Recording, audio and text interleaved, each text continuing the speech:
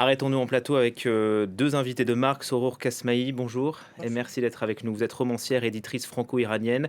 Vous dirigez la collection Horizon Persan consacrée aux littératures iraniennes et afghanes aux éditions Actes Sud. Vous connaissiez très bien Marjane Satrapi, on imagine la difficulté pour vous d'être ici en plateau, mais on vous remercie. Elle avait notamment illustré le premier livre que vous avez sorti, Le cimetière de verre, chez Actes Sud. Ça remonte à 26 ans, c'était dans les années 2000. À vos côtés, Reza Degati, bonjour. Merci beaucoup, Bonjour. monsieur, d'être Bonjour. sur France 24. Vous êtes photographe franco-iranien et comme Marjane Satrapi, je crois aussi que vous aviez fui le régime quelques années après le début de la Révolution. On a entendu la voix de Marjane Satrapi, on a entendu aussi les voix dans Persépolis et notamment la grand-mère de Marjane Satrapi. Dans la vie, dit-elle, tu rencontreras souvent des cons. Reste digne et intègre à toi-même. C'était le conseil de la grand-mère. Elle est restée fidèle à ses valeurs, à qui elle était jusqu'au bout. Absolument, absolument. Et finalement, elle est morte d'amour pour son grand amour de sa vie, Mathias Ripa. Excusez mon émotion, j'arrive pas encore à croire que Marjane n'est pas là. Marjane, c'était quelqu'un de très intègre. Elle trichait pas avec elle-même, elle trichait pas avec les autres, elle trichait pas avec ses lecteurs. Et sa BD Persépolis, si vous voulez, a été le premier récit aux côtés des films du cinéma iranien qui ont apporté aussi leurs images, leurs récits. Mais en imprimé, c'était le premier récit qui a au fait changé l'image de l'Iranien en France, des Iraniens en France. Et L'accès aussi au grand public. l'accès au grand public, le succès était presque rapide, immédiat. Et ça, en tant qu'auteur de romancière, je sais que ça nous a ouvert aussi les portes. J'ai pu, 2 ans après, fonder la collection Horizon Persan, en partie grâce au succès de Persépolis, parce que le regard des éditeurs a changé sur nos histoires à nous, Iraniens. Avant cela, Marjane elle-même, pour la publication de Persépolis, avait essuyé 148 refus. Aucune maison d'édition ne voulait la Aucune publier. grande maison d'édition n'en voulait parce qu'on disait une BD en noir et blanc, un style un peu particulier, l'histoire d'une petite fille, la révolution islamique, ça n'intéresse personne. Et à l'époque, peut-être que ça n'intéressait personne, effectivement. Mais Marjane a brisé cette glace, a ouvert cette voie et on a pu ensuite, je le dis vraiment, j'y crois, je le dis vraiment sincèrement, on a pu ensuite raconter nos histoires, apporter nos récits et changer cette image qu'il y avait en France de cette révolution, les malentendus qu'il y avait et puis voilà Et je pourrais dire après beaucoup de choses sur comment on a commencé toutes les deux à la promotion de nos livres, mais Oui, Reza, Reza Degati, peut-être écoutons enfin, par ma voix Emmanuel Macron qui salue une immense artiste qui avait transformé une enfance iranienne en fable universelle. Et c'est un peu ce que vous disiez, Persépolis, c'est rentré dans la mémoire collective. Comment est-ce que vous l'expliquez que les gens se soient autant, pas reconnus, mais en tout cas ils aient adhéré à cette histoire parce que c'était Marjane Satrapi, parce que c'était elle qui savait raconter. Bon, quand j'étais enfant en Iran, il y avait un mot qui me revient depuis ce matin, que je voudrais en parler. On disait derkard. Derkard en persan, ça veut dire il ou elle est mort de chagrin. Et ça, c'est vraiment depuis ce matin que j'ai entendu l'histoire de Marjane. Ça me revient ce mot en disant combien c'est fort cette attitude. Et pour nous, les Iraniennes, mais aussi pour l'ensemble des artistes quelque part visuels dans le monde, Marjane était devenue une vraie symbole de innovation déjà. Son travail, c'était très innovant, par façon où elle est venue. C'est pour ça que, comme Soror il disait, elle a eu 148 refus, parce que quand on est innovant, des fois, on heurte un refus qu'on ne comprend pas pourquoi, mais finalement on arrive. Excusez-moi, mais innovant pourquoi dans son stylo, dans la manière de raconter les choses? Innovant d'une part par son travail, déjà, comme disait, un travail BD noir et blanc. Oui, noir et blanc. Avec des histoires qui étaient quand même assez tristes, quelque part. Mais aussi, ça montrait une, je dirais, joie de la révolution, joie d'aller contre le régime établi. Mais plein d'histoires qu'elle racontait, ce sont aussi des histoires que, quelque part, moi ou Sorour, ou beaucoup nous avons vécu dans notre enfance, ou quand le régime islamique est arrivé. Oui, Marjane, au fait, elle avait un style très particulier à elle. Et par la suite, elle a tellement impacté ce monde de la BD que beaucoup de gens l'ont suivie. Elle avait vraiment des fans qui Un peu suivaient. comme Riyad Satouf, là? Absolument, Ouais. absolument, qui étaient influencés par Marjane. Elle recevait encore des œuvres, elle disait, voilà, ce sont des gens qui pensent que c'est grâce à moi qu'ils font de la BD. Au fait. Elle avait ouvert quelque chose. Absolument. Avec un sens de l'humour qui lui Alors, appartenait, incroyable. vraiment incroyable. Incroyable, parce Alors que qu'elle parlait de choses très graves. elle avait essayé avant la BD, une fois elle m'a raconté ça, je ne sais pas si encore c'était une espièglerie ou c'était vraiment la vérité, elle m'avait dit, tu sais, j'ai essayé plusieurs fois à en faire un roman, c'est-à-dire sans le dessin, même si dès son enfance elle dessinait tout le temps. Mais elle me dit, c'était devenu à mourir d'ennui. Et c'est vraiment ce dessin qui donnait cet humour, qui apportait de l'humour, qui apportait cette espièglerie qui était au fait sa caractéristique principale, Marjane. Même quand elle parle de la mort, vous avez passé donc l'extrait, elle en parle avec humour. Et d'ailleurs, moi, elle me disait toujours, s'il n'y avait pas la mort, il n'y aurait pas de l'humour. C'est ça la raison Et donc, elle était vraiment... Elle a inauguré, on peut dire, une école de BD.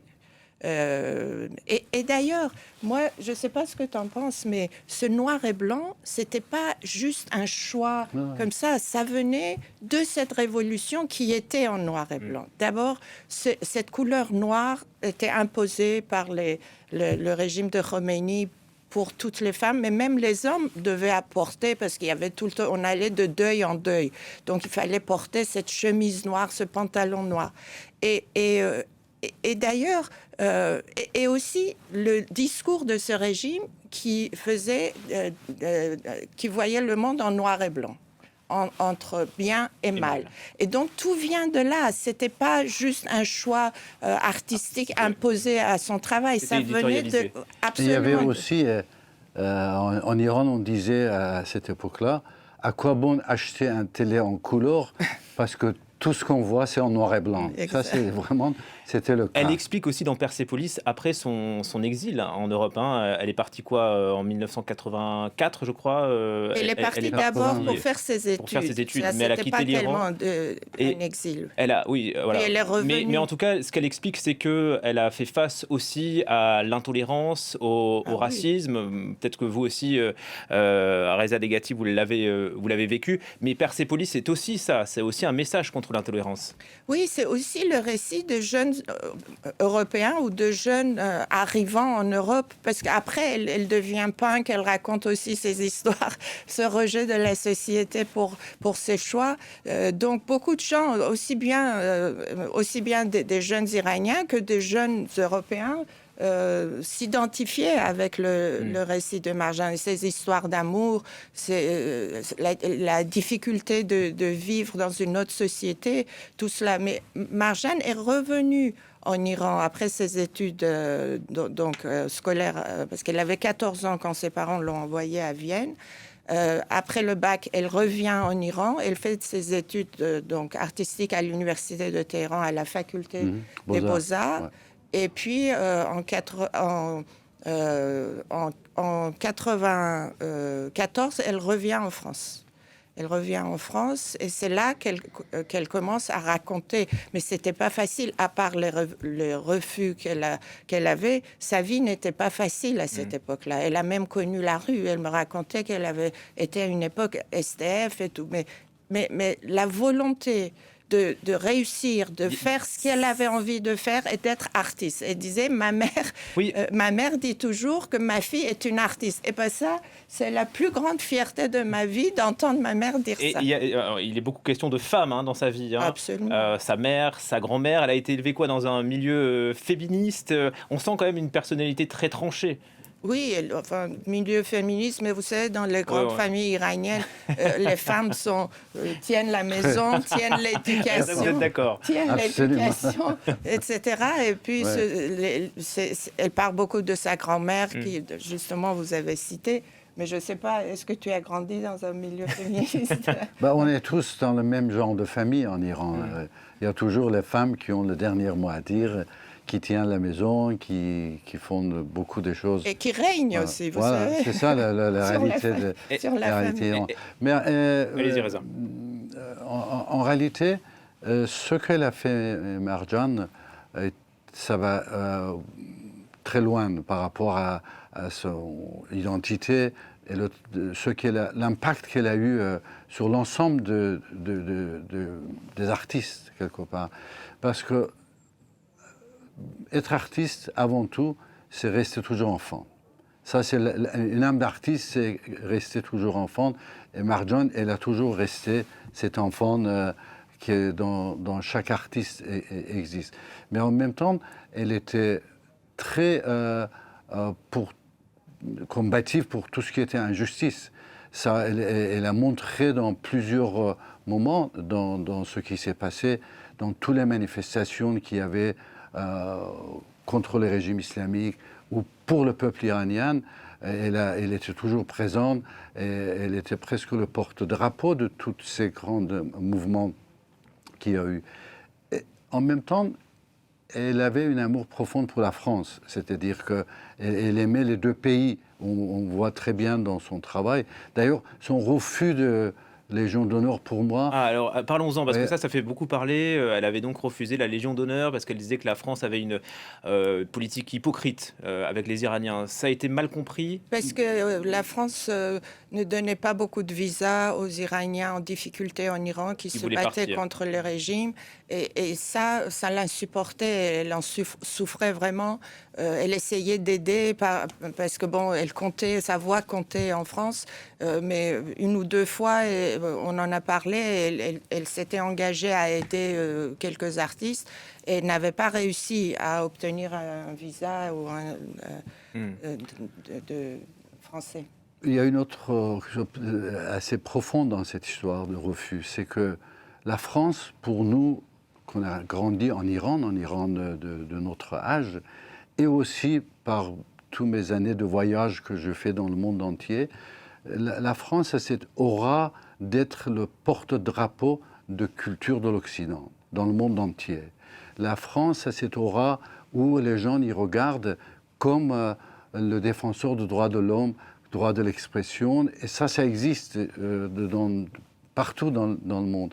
À partir du moment où elle ou moi ou d'autres artistes, on voit que le gouvernement ou les gouvernements, ils ne sont pas dans le même niveau... Que la porte est en train de se rétrécir. Voilà, dans le même niveau que l'aura de la France. Ils ne sont pas dans le même niveau que ce que la France doit être. Donc, il y a cette amertume qui apparaît. Et ce n'est pas contre la France qu'elle a refusé ça. Oui.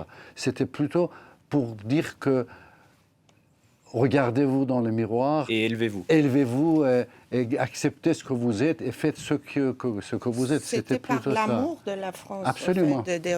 Au fait des principes. Oui. Et elle a été donc aussi en 2024, elle a été reçue à l'Académie des Beaux-Arts. Ici à Paris. Oui. À Paris. Oui. Et donc, après le décès de Mathias Ripa, donc son amour, son compagnon, elle a créé une fondation Mathias Marjan Ripa Satrapi pour le cinéma. C'est-à-dire, ils offrent 2 bourses par an pour des jeunes qui voudraient faire du cinéma, plutôt iranien, mais pas forcément iranien. Et donc, ça aussi, c'est une œuvre qu'elle voulait absolument... Et je crois la même année, elle avait coordonné aussi l'ouvrage collectif Femmes, Vie, Liberté après la mort de Marsa Amini.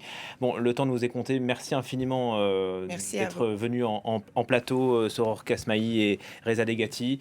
On vous souhaite beaucoup de courage pour cette épreuve après la mort donc, de Marjane Satrapi à l'âge de 56 ans. Merci encore.